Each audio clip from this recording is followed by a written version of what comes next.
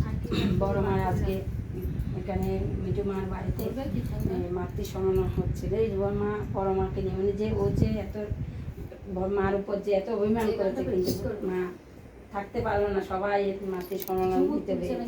ঠিক আছে, ঠাকুর বড় মাকে কেউ কখনো যা বলবে তাই শুনে, এখন না শুনে ওর কাছে মানে ওখানেই মাতৃ সম্মান আমার বাড়িতেই হবে, সেই এখন মিলে দিয়েছে মা।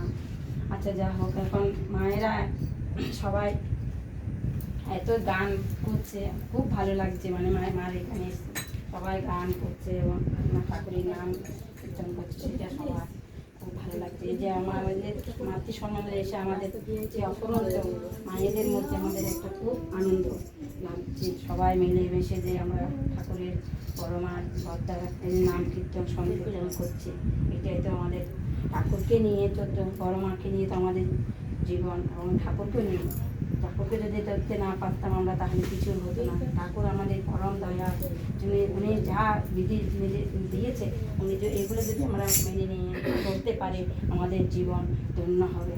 যে ইষ্টবিধি যদি সবসময় ইষ্টবিধি একবার করে যদি আবার পিছিয়ে যায়, এটা কিন্তু ঠাকুর ইষ্টবিধি যদি আমরা না করি তাহলে বিপদ আপদ অনেকটা সমস্যার মধ্যে পড়ে যায়। কারণ ইষ্টবিধি ঠাকুরের একটা বাণী আছে, ইষ্টবিধি যদি করতে হয় নিষ্ঠা ভোরবেলা ইষ্টবিধি করতে হয়, কিন্তু কি এখন যে ইষ্টবিধি না ছেড়ে দিলে তাহলে বিপদ আসবেই আসবে। ইষ্টবিধি কখনো ছাড়তে নেই, ইষ্টবিধির যে মহান দিকটা তাহলে ইষ্টবিধি আমাদের যখন আমরা প্রতিজ্ঞা করেছি, যখন দীক্ষা নিয়েছি, সেই দিন থেকে আমরা দীক্ষা করেছি আমরা ঠাকুরের শতনুজ্ঞা প্রাপ্ত করে আমরা ইষ্টবিধি ভরে প্রার্থনা করতে হয়। তাহলে এই নিয়ে আমাদের ইষ্টবিধিকে বিহীন দীক্ষা, এটা নিয়ে আমাদের দীক্ষা নেওয়া মানে কি ইষ্টবিধি করা, ভোরবেলা উঠে ঠাকুরকে স্মরণ করে, এটাই আমাদের।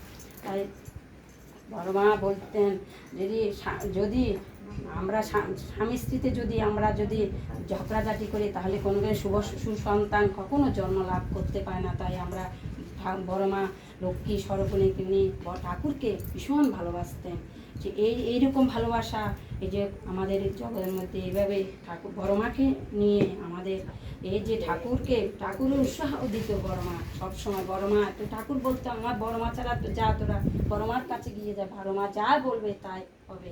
তাই এই যে মিঠু মা আজকে বড় মার কাছে ঠাকুর বাড়িতে গিয়ে যদি ঠাকুরের কাছে প্রার্থনা করতে হয়, ওনার একটা যে বড় মা সুসন্তান একটুখানি যদি লাভ করতে পারে, সেটাই ঠাকুরের কাছে পাওনা।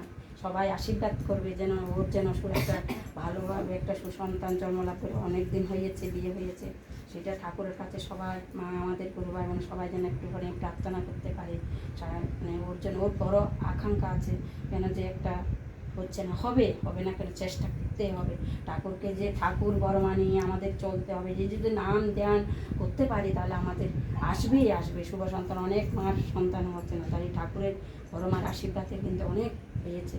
প্রিয় মিঠু মাকে বলবো, সবাই বলবে মানে আমাদের গুরুমা সবাই যেন ঠাকুরের পরিবার বাড়িতে ঠাকুর দেওয়া করে গিয়ে যেন একটু আশীর্বাদ নিয়ে আসতে পারে, সেটাই। তাহলে আর কি বলবো, আমি সব মায়েরা তো অনেক আছে, মঞ্জুরি আছে, বলবে জয় গুরু।